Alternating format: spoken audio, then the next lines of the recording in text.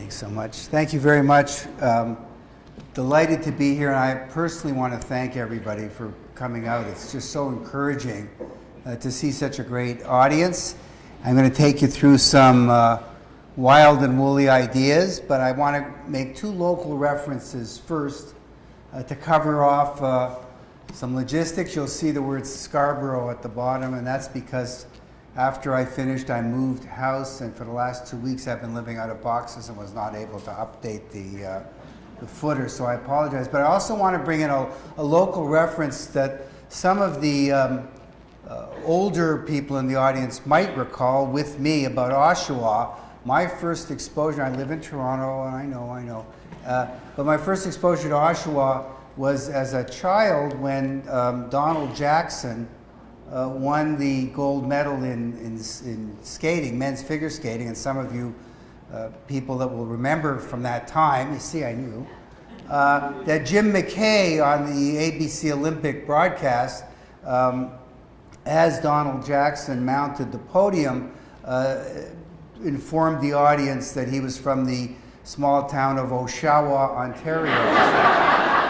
See, I still remember these things, so my heart's in the right place, even though I put Scarborough on the slide, so I'm sorry for that. So what I'm hoping to take you through is this whole aging thing. It's really hard to pick up a newspaper now and not read about some issue connected with the reinvention of aging. The boomers aren't aging, young people and old people are fighting. What's going on out there? So we're going to look at what's going on. We're going to look at a little bit of statistics. I'll try to keep that moving. Why is it happening? And what's coming next. And before I launch this, I'll just amplify one. I'll also say there'll be an opportunity for questions, so the folks over there will all wander a bit more afterwards. I'm a little bit sorry about the setup, but you can fire away at me now or after. I am a career ad guy, and contrary to what you might think about Don Draper and Mad Men, and we're all dreaming up ways of getting you to buy things you don't need, one of the features of advertising and marketing is that you wind up being pretty realistic about what's actually going on out there. So think of me as kind of the weatherman. I'm telling you what's going on out there. Some of it may not apply to you personally. Some of it you may think is bad. I wish this weren't happening. Some of it you might think is good. I'm glad it's happening. But I'm sort of just the messenger in this case. So let's go on this little wild ride, if we could have the next slide, and we'll work our way. So first of all, the definition of Zoomers started out when my boss and Anthony's boss, Moses Znaimer, who's of course a legendary media innovator in Canada, married the word boomer and zip. Boomers with zip, Zoomers.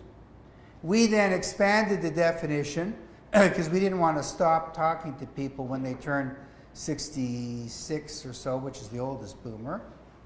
So we expanded it to starting at about 45 and ending at the very end. So that's about almost 15 million people in Canada today, about 58% of the population, and we can move on to the next one.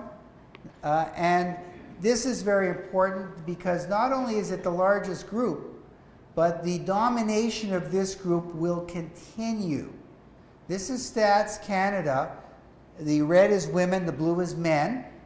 The bottom numbers are the younger ages. The top numbers as you go up from bottom to top are the older. See how in 1971 the bulge is around age 20 to 30. Then it gets into the 40s and 50s. Then it gets higher, and we can see this even more dramatically on the next slide if we could have that. This is the piece of the action. This is the percentage of the action represented by each age group. Now let's take a closer look. The youngest, the gray, the bottom bar, luckily the bars are far apart, is the 15 to 24-year-olds. This is the youth market that everybody's so obsessed with, and I will prove to you that it's a completely unimportant market in a minute. 10% of the population now going down. It will be less of the population going forward. This is Statistics Canada. This isn't me dreaming something up. The middle bar, 25 to 44-year-olds, about 30%, heading toward 20. The final one, Zoomers, 45 plus, already at 50 and heading towards 60. So the degree to which we dominate the population today is only going to get greater. And to demonstrate that even more dramatically, somewhere this evening, the law of averages tells me that while we're in this room, a baby will be born in Oshawa General or whatever the nearest hospital. And if that baby is in good health, you know, assuming everything's normal, that baby's looking at a lifespan of about 120.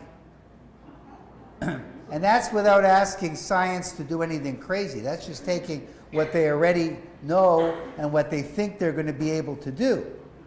There are serious scientists, we've had some address our company, who think that the first person, this is a PhD at Cambridge in the UK, the first person to live to 1,000 will be born 20 years later than the first person to live to 250, and the first person to live to 250 is alive now.